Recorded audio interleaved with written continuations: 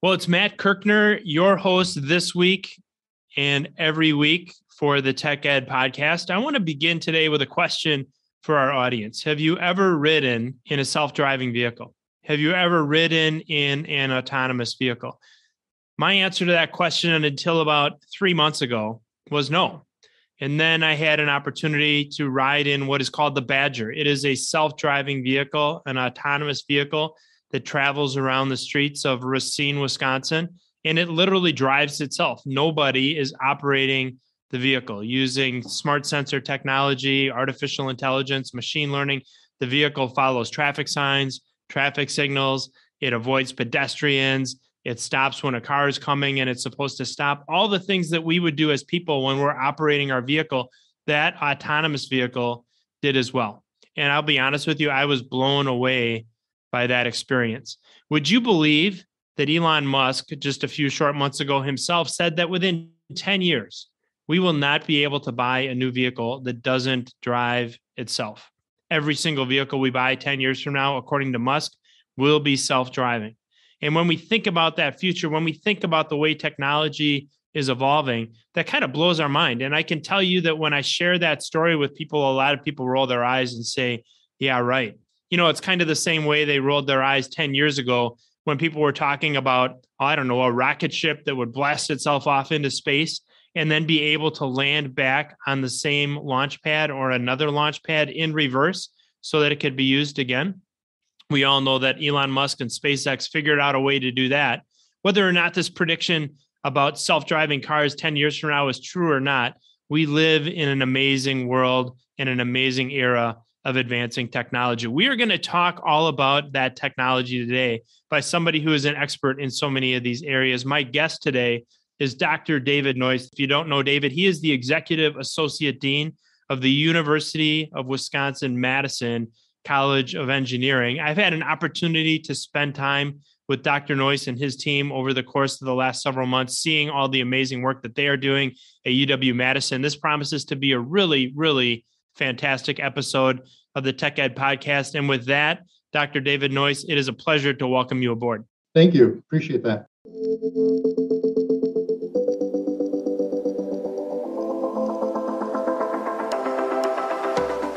Welcome to the Tech Ed podcast, where we visit with leaders who are shaping, innovating, and disrupting technical education.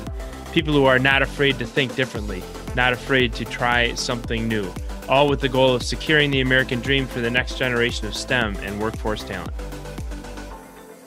So one of the things we love talking about at the Tech Ed podcast is people's story. People who know me well know that one of my first questions for people is, where are you from? What did you do? How did you get to where you are? So let's start with a question around your passions and your interests. David, what first drew you to transportation engineering and research? Well, thanks for that question, Matt. So we all have a history, right? A story of how we got to where we are. And mine is really a couple of different things. One is I grew up in my teenage years and days as a musician. I traveled all over the country as part of the Madison Scouts Drum and Bugle Corps. And I really became to have a love for being on the road, so to speak. And at the same time, my father was a career Air Force, so I had a military family. So I was around aviation quite a bit. And the combination of things when I came to the University of Wisconsin in Madison led me into civil engineering and in the broad area of transportation and all the wonderful things that are part of that. So it's a combination of life experiences and then my experience at the university that I found transportation is the career I wanted to have. You know, I had last year, 2021, Laura Kohler, who is the vice president of Kohler Company, a very well-recognized, iconic brand in its space on. And we talked all about the convergence of art and engineering and art and technology and art and manufacturing. And, you know, it just amazes me sometimes talking to somebody like you, David, who had a background in music. And they're really, when you think about it, when you think, I'm a musician too, kind of a closet musician from years ago. I played in a jazz band in high school, played the tenor saxophone. There's a lot of commonality, actually, that people may not recognize between music and engineering and music and programming and coding. It's just amazing how these things cross over. So interesting that is part of your story. I'll admit that I did not know that, but just this incredible fascination that you have now with transportation. I want to dive into that a little bit more to help our audience understand how quickly transportation technology is advancing.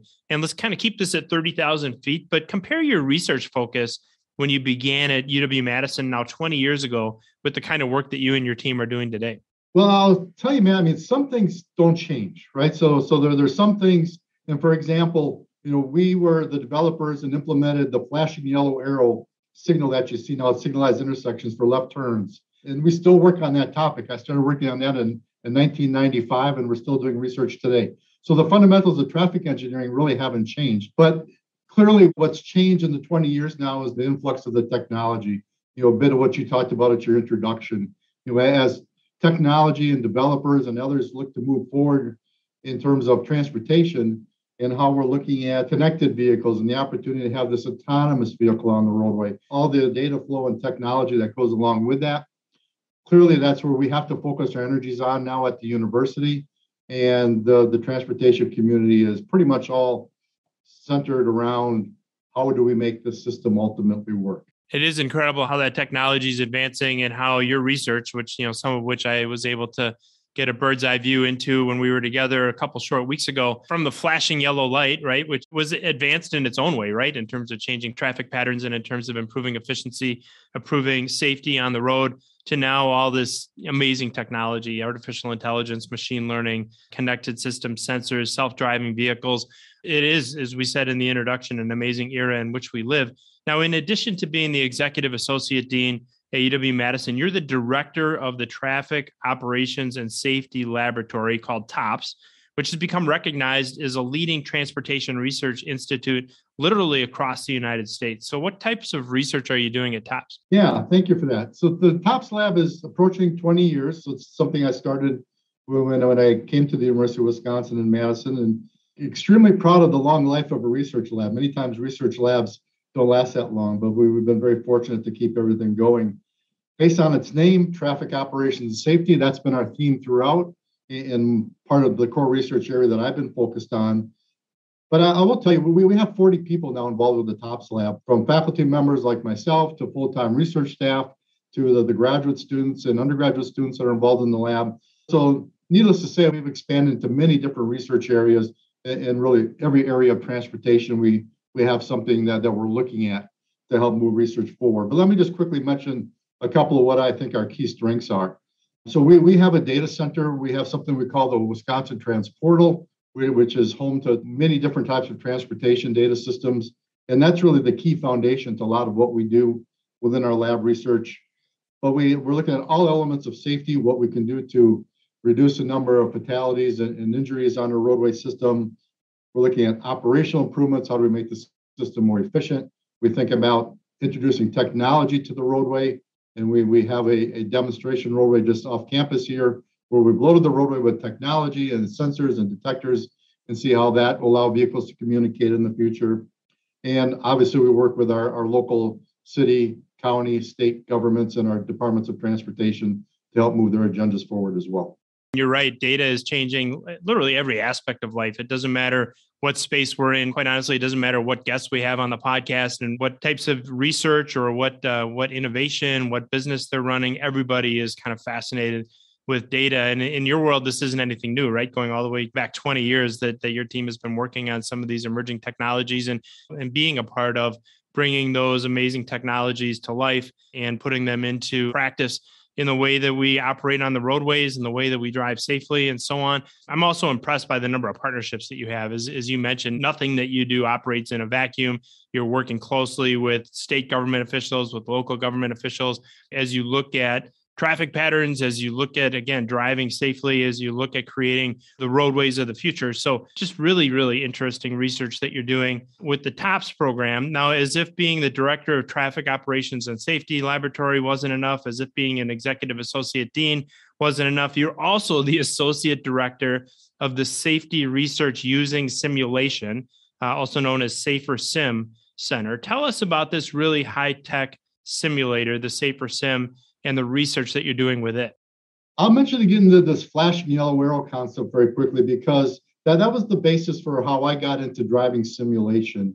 And I were the first to really see how we could link driving simulation and putting people in a full-scale driving simulator, and then correlate that to some of the safety and operations and technology advances we were trying to make as we used our research. So that led me to include human factors and human behavior as a key part of all the research that I was involved with. And as you know, we now have a full-scale driving simulator here at the University of Wisconsin in Madison. With simulators, one of the challenges you have is you can't pick it up and move it. So drivers that you have in the experiment are your local drivers, so Madison drivers primarily. And it's important to get when you're looking at national research, it's important to get sampling from all around the country. So what Safer Sim allowed us to do is partner with other like universities that have similar driving simulators, including the University of Iowa, which is the lead agency in Safer Sim, which has the National Advanced Driving Simulator. So the full motion, you've probably seen some of the full bubbles that are moving, in those type of situations. But between all of us, we're able then to collaborate and collect subject information from around the country to work together. So full driving simulator. And when we talk about a full driving simulator, I have to acknowledge to our audience that you gave me a behind the scenes tour a couple of weeks ago, you and your colleague, Andy Bill, who's also doing just incredible work and a wonderful person. And so I got to drive the simulator, right? It was really, really cool. If you think this is just like some video game where you're operating a vehicle, it's so much more than that. And all the data that you're able to gather as an individual is operating that simulator is just absolutely incredible. So thank you for that opportunity, the research you're doing and the collaboration. You mentioned the University of Iowa. By coincidence, I was just there in their engineering program 2 weeks ago, as a matter of fact, and spent some time. We're doing a robotics program with the University of Iowa. So got to see some of the work that they're doing. So some really, really solid partnerships that you've created. And speaking of partnerships, kind of playing off of that discussion about the University of Iowa, the Safer Sim Center is one of the university transportation centers in the United States. Who are the other UTCs and how does your consortium collaborate on simulation research? Yeah, the University Transportation Center program came out of federal legislation in the late 80s and created opportunities to have a group of universities get together and collaborate on specific research topics. And Safer Sim is a child of that program. So we, in our particular case, we work with the University of Massachusetts in Amherst. We work with Central Florida University, the University of Puerto Rico and Mayagüez, the University of Iowa, and ourselves. And certainly when we have other research ideas that come through the program, we will link out to others. Oregon State is an example, and there's others who have driving simulators that we link with. So, it's a wonderful program. The U.S. Department of Transportation continues to support it. Another round of UTCs are coming with the new legislation that's in the process of working its way through the system. So we hope to be part of that, and many universities are involved, and there's over 30 centers that exist around the country. When we talk about artificial intelligence and machine learning, oftentimes we use the term transfer learning, which is the idea that we can take a machine learning algorithm, if you will, and it can on its own take previous learning and then make connections to what its new learning is, really without any human intervention. And in many ways, the consortium and the relationships that you've been able to build are kind of the human version of that, right? So you're working with other universities across North America, Puerto Rico, and sharing information, sharing research, building on what each other's learning in the same way that transfer learning builds on in the machine learning world, what it has already learned. So it really is impressive, the quality of the partnerships that you've been able to put together. As we continue our discussion with Dr. David Noyce, the Executive Associate Dean of the University of Wisconsin-Madison College of Engineering, I want to turn our discussion now to more partnerships, but in this case, around autonomous transportation, around connected systems. In addition to all these projects that we've already talked about at UW-Madison, your university is also a member of the Wisconsin Connected and Automated Transportation Consortium. Tell us the mission of this organization and how its partners are carrying out that mission, David.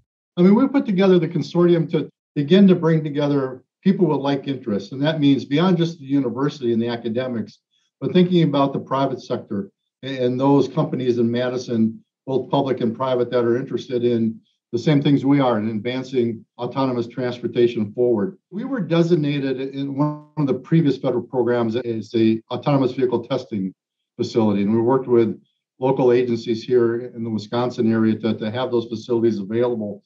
That program, unfortunately, was put to bed with the change of administration, but we continue the consortium, and it's helped us advance some of the ideas and be a sounding board for those who are interested, either from a business standpoint, wanting to say what they can do and what we can do to help them grow their ideas, or the government, the Wisconsin DOT and others, to help them in planning for some of the things that they want to do to move transportation forward. So we have another organization that's kind of followed that we call WEACES. And WEACES stands for Automated, Connected, Electric, and Shared Transportation. And then that group is really a continuation of the consortium and continuing to do the things that I mentioned. What can we do collectively to move autonomous transportation forward in Wisconsin? So thinking about how we continue to move autonomous transportation forward in the state of Wisconsin, I now want to turn to a partnership that I referenced briefly in the introduction. And really, I don't know if transformative is too strong a word, but it really was a transformative experience for me, having the opportunity to ride in the Badger, that is the autonomous vehicle that is driving the streets of Racine. This has been a great partnership between the University of Wisconsin-Madison, Gateway Technical College, the city of Racine, and the initiative centers around this autonomous vehicle called the Badger. And I would love for you, David, to talk a little bit about the Badger, that partnership, and where you see this project going. We've been fortunate to have relationships with many communities across the state of Wisconsin. Most recently, and obviously in our backyard, is the city of Madison, and we have worked with the city to put this demonstration project together on Park Street, if you're familiar with local streets in the city. And we have a whole bunch of technology that I mentioned going along there. But what that showed us is the value of partnering with local communities and helping us both move some of the ideas forward, but then helping the communities move some of their ideas forward. And we were very fortunate to find the city of Racine and Mayor Mason and his team very interested in becoming, the designation of smart cities, and what can communities do now to advance the things that they need to provide as a community or as a municipality, and the things that they have to do. So Racine is a very progressive city. Their leadership is very progressive, and they saw the benefit of partnering with the university and moving forward on some of their ideas that led to the Badger, which is our first in-field actual vehicle that can operate and move this whole understanding of the world of autonomous transportation forward. And there are just many offshoots that can benefit not only our research, but what the city has in mind, and certainly happy to elaborate on those if you'd like. Go ahead, if you'd care to extend that, and we'd love to hear it. Sure. So the research questions are endless when it comes to autonomous transportation. There's so many things we need to answer, even though the technology is there and it's close, it's not complete. So there's lots of questions that we're going to use the Badger to help us answer. But if you want to flip the thought process, put yourself in a municipality and think about all the services, all the features that are expected of a city for their citizens, from trash collection to street sweeping to snow plowing as we sit here today, and other things along those lines. Think if you can automate that. Think if those systems can operate in a 24/7, no driver involved, and so on and so forth, to really improve the quality of the systems that are in place to keep a city vibrant. I think that's what Racine is thinking about. I think there's great opportunities for them to lead and show others the benefit of this, and we're hoping to be part of that. And they are indeed leading and showing others how to do this. I'm glad you mentioned Mayor Corey Mason, who in so many ways over the course of the last 4 or 5 years in Southeast Wisconsin has been a leader in the world of technology. And to see a city like Racine emerging as a smart city, emerging as somebody that's leading in terms of innovation, research, attracting employers around this whole idea of technology, that doesn't take place without a vision and without an appetite for risk. And credit to the mayor and others that are moving that project forward in the city of Racine, because I think you're exactly right. As we dream about things like autonomous trash collection, autonomous snow plowing, every time we hear examples like that, I just marvel at being able to live in a world and during a time when all of this innovation is happening. I don't know that we always give ourselves the credit we deserve as a human race in this time in history for all the amazing things that are happening. Talking about amazing things, your partnership with Gateway Technical College is amazing. Talk to us about partnering with a technical college where student pathways and course focus certainly different from an engineering student going through a university program at the undergraduate or graduate level. Talk to us about partnering with a college, what that means to your research, to the progress that you're making in the world of autonomous vehicles and beyond.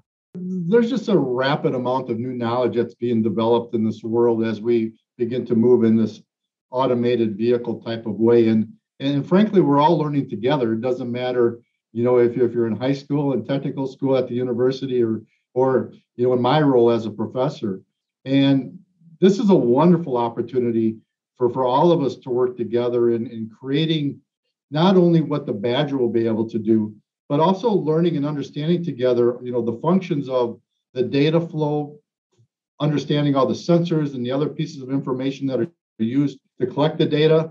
And maybe even in a more general sense, Matt, we're all going to be part of the workforce of the future that's going to be living in this environment of automated vehicles in some way, shape, or form. So in some of the programs that I know Gateway is interested in is for those who will be involved in building and maintaining and growing all of this technology as it moves forward. The opportunity for the Gateway students to be involved with us, I think, is quite valuable. It's valuable to us as well to work with them. And having that local partner in Racine is very important to us to keep this research moving forward in a very efficient and effective way. It's interesting. I had a meeting with your colleague, Andy Bill, who we mentioned earlier in the podcast a couple of weeks ago, and she acknowledged that she was actually on campus at Gateway working on this project. So this isn't just some esoteric idea that you put into a grant to say, hey, we have collaboration. There is true collaboration taking place between the University of Wisconsin-Madison, Gateway Technical College. It's just one example of the many, many partnerships that you've managed to create through the amazing work that you're doing. As we plan for the future, right? Where this is all going is kind of probably, it's the most fascinating thing for me, thinking about the future, thinking about predictions, thinking about where we'll be with autonomous vehicles as that technology and machine learning, artificial intelligence, smart sensors, all of these different technologies converge in the world of transportation. As we think about the future, I like pointing to one of the things I mentioned this in the introduction, that Elon Musk of Tesla predicts that in 10 years from today, and he actually made this prediction in 2021. So think about it, 2031, you won't be able to buy a car that isn't self-driving. That's Elon Musk's prediction. Do you agree? And if so, why? Well, I'm going to give you the shocking answer. And the shocking answer is no, I do not agree. All right. But will the technology be built in all the vehicles of the future? Absolutely. So let me tell you why I said that. Well, what we do know is this. There are a lot of things to learn before we can truly say that our transportation system is going to be operating in a fully autonomous mode in as short of time period as a decade from now. And why is that? There's a number of things that we still don't understand. And you can use, the common analogy of, it's easy to know the first 95% of things. The last 5% is always the difficult part. And that's kind of where we're at now. When we talk about things, so when we talk about autonomy, not getting too far into the details, but it's something that we call the autonomy stack. And what it simply means, it's a combination of sensors and infrastructure and computer networks and hardware and applications and all these things go together to make this autonomous system work. We understand the bulk of it and we understand how to link all this stuff together. But one of my colleagues here at the university talks about a feasibility domain. And what that means is there's this core part of everything we can understand. But what these vehicles have to be able to do is think like we do. And say, here's a unique situation that I've not experienced before. What do I do? Well, for us as human drivers, we can generally build on our past experiences to come up with hopefully a good decision that leads to a safe outcome. But if the autonomous vehicle has not been trained, and the artificial intelligence and the built-in algorithms in this autonomy stack are not there, we have issues, right? The system doesn't know what to do. So that's what we have to continue to work on. We've all seen the experiences in when something goes wrong with a Tesla, for example, it makes national news, right? So we're still in that final mode of how do we make sure that this vehicle can solve all those little problems that exist as we do as drivers on a daily basis that we really don't even think about, just common nature to our driving behavior. But for an autonomous vehicle, we have to teach it how to think through all of that. We're not there yet. So plenty of work to do yet as we complete this last 5%, the 95% maybe being completed. Here's what we're going to do, David. I'm going to put a note on my calendar for, we'll call it March of 2032. And we are going to invite both you and Elon Musk to come back on the Tech Ed podcast. And we'll talk about which one is right. If those people in our audience who are maybe worried about all cars being self-driving, in 10 years, there is hope, according to Dr. David Noyce, at least his prediction. We won't be quite there in 10 years from now, but it won't be due to any lack of research and creativity on the part of him and his team, because as we've talked about, this technology is really moving forward. You mentioned in a couple ways, David. The first one is the sensor technology. You talk about the feasibility domain. You also mentioned infrastructure. in that last answer. And I think that's part of the aspect of self-driving vehicles and autonomy that maybe people don't think about. You think about the vehicle itself and the sensors and the software and the cloud computing and all the things that can go into a self-driving vehicle. But expound a little bit on the infrastructure side. What would it take to have an infrastructure that could support all autonomous vehicles? Yeah, there's really two things to think about with that question, Matt. The first one is the infrastructure itself, meaning the technology side of it. So what do we need to be integrated into our infrastructure to support the communication between these automated vehicles? And that's part of what we're trying to learn more about when I talk about this Park Street example here in Madison, is we call it infrastructure to vehicle communication. How do you do that? What's the latency between information flow? What type of information needs to be provided to the vehicle, and what type of information does the vehicle provide to the infrastructure to have the safe and efficient operations that we're looking for? So that's one aspect of it. But the other aspect of it, and something we really haven't talked about yet, is this whole shared mobility topic that comes up, and say, well, with autonomous vehicles, in the world of Uber or Lyft, like we experience today, we can have a whole system like that is essentially running, autonomously. So what does that mean? That means you can not own a vehicle any longer. You can simply rely on a subscription to an autonomous system to get you from where you are to wherever you want to go. And with that means the experience it now is, these vehicles need to stop and get you wherever you are, and needs to drop you off exactly where you want to be. And I use the airport analogy quite often. When you think about when you go to a very busy airport and the taxi's dropping you off, and sometimes vehicles are parked 3 or 4 or 5 wide, right, as everybody tries to squeeze and lets their passengers off as they're trying to get into the terminal. That changes the whole infrastructure vision of how we have to think about designing a roadway, especially in an urban area where you have a large amount of autonomous transportation and a large amount of people movement, where people want to either be picked up or dropped off. So our urban hubs are going to be much different, and we have to think about what the infrastructure is going to be to support that. It's interesting to think about all the different aspects of that, and just traveled through the airport last week and enjoyed that experience of the 5 vehicles wide at the departure spot in the airport. And then thinking about, to your point, how do we make a vehicle think in a way that it can navigate that, and how do we create infrastructure around the way that works? I would invite any of our listeners who are spending time in Madison to drive down Park Street, which I've done, and some of the research you're doing there. Really, really interesting work with a really interesting group of engineers. And I want to talk now about that group of engineers to make the future of autonomous transportation come to life. It's going to take a lot of really innovative and creative engineers, the engineers of the future. We talk a lot with secondary educators, folks that are in our K-12 districts at the high school level, inspiring young people toward their careers. Just amazing work that so many of our high schools do in helping students think about what they want to do long-term, what they want to do for the future. Engineering should certainly be on their radar. What advice would you have for secondary educators to get students interested in the field of engineering? Engineering itself, if you think about it, if you want to try and define engineering, let's say that, it's using math and science to solve problems, right? It make society better. So engineering often gets tied, and rightfully so, to the STEM education, and continuing to build and getting our young students involved in STEM-related activities is certainly something that we're interested in.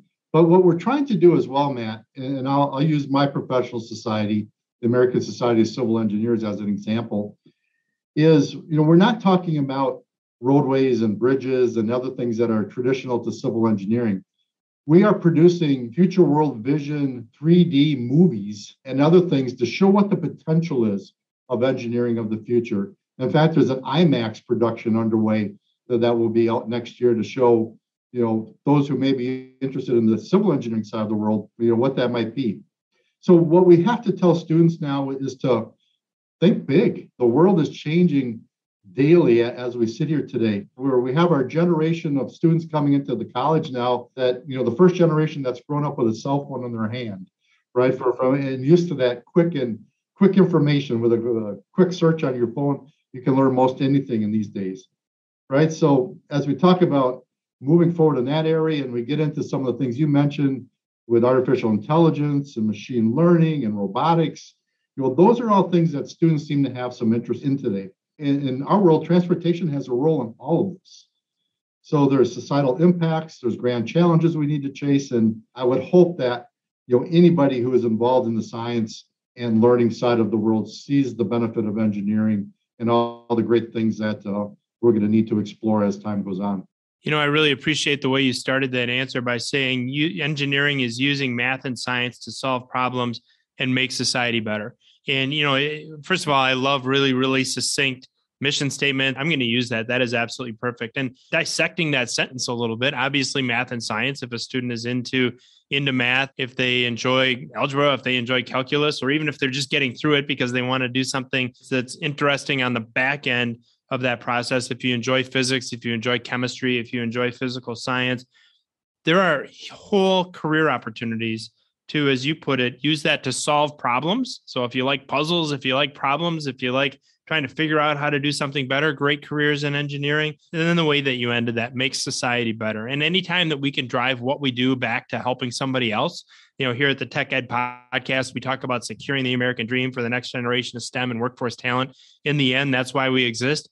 And the reason that engineering, the reason that research, the reason that all the great things that you're doing in your programs, the reason we do those things ultimately should be to create a better world for ourselves and for everybody else. And just a really, really fantastic way of succinctly explaining the role of an engineer in today and in future society. As you put it, technology continues to evolve and we get more and more fascinating ways to live out our world of engineering. So really, really great things in store for the high school students today, many of whom will be the engineers of the future. And I want to end our time today with Dr. David Noyce, the Executive Associate Dean of the UW-Madison College of Engineering, by asking you the same question that we posed to all of our guests here on the Tech Ed podcast. We talked about your advice for educators. Now let's talk about the students. If I'm a high school sophomore and I'm considering my future pathway, and you could give me one piece of advice, Dr. David Noyce, what would that piece of advice be? Well, as a university professor, I get that question quite frequently. So it's certainly one that I can address. Allow me to take a half a step backwards first before I get into that.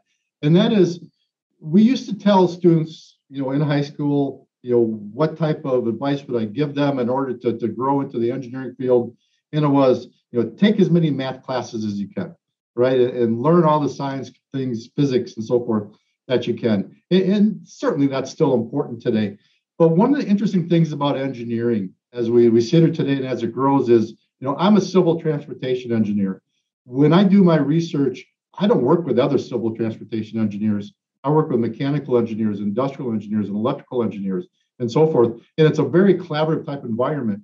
And in today's world, it's even beyond that. I'm working with computer scientists. I'm working with communication experts. I'm working with human factors experts. And so my point to all that is, explore.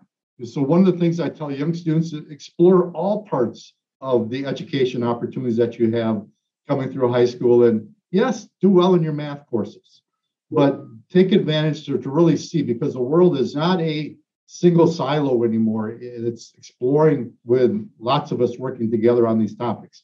So having said that, to really get to your question, there's one fundamental thing that links all of what we're doing moving forward, and that is data, right? The flow of data. I challenge you to tell me something that data isn't core to now in any of the things that we're working on or talking about here today. So not only just the data and understand the data analytics and the systems that support data and these incredibly large data sets that are being formed today that somehow we have to migrate it and figure out how to mine the information we're looking for. But the other side of that is the data security and the cybersecurity part of it. And I know that's a question that comes up quite frequently when you talk about autonomous transportation is, how do we prevent somebody from hijacking your vehicle, right? And that's a whole component of what we're doing. So understanding data and being part of that, if that's all you want to think about, in high school and coming forward, you're going to have a very, very successful career because the data is the flow of information of the future. And that's where we are now. It's great that we ended on that note. We tell people often, if you know a young person who is smart, likes math, likes science, is career undecided, there is just an amazing career opportunity in every aspect of data. We're almost finishing where we started, as we talked earlier in the podcast about the huge value of data and the way that it is affecting every single space within our economy. Data, cybersecurity, making sure that students are tied into that. And then using that word that you used, which is explore. And I think, there's so many ways we think of exploring in the past, and we think about Lewis and Clark or Marquette and Joliet, or maybe the first trip to the moon or the first trip to the top of Everest. And really, in so many ways, the work that you and your team are doing is exploring. You're exploring the future. You're going where others have not gone before. And we certainly did that today. We covered a whole number of topics, David, that we haven't covered together before. It was a really interesting, I think, discussion that we had. You were the perfect guest on this whole topic of autonomous transportation, traffic, where all this technology is going, the important value and role of data and cybersecurity. Just want to thank you for being really, really thoughtful in your answers and spending some time with us today. My pleasure. It's nice to be with you.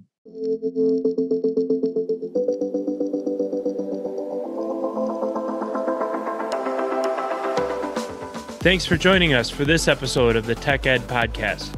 If you haven't already, subscribe, leave a review, and if you liked this episode, share it with a friend.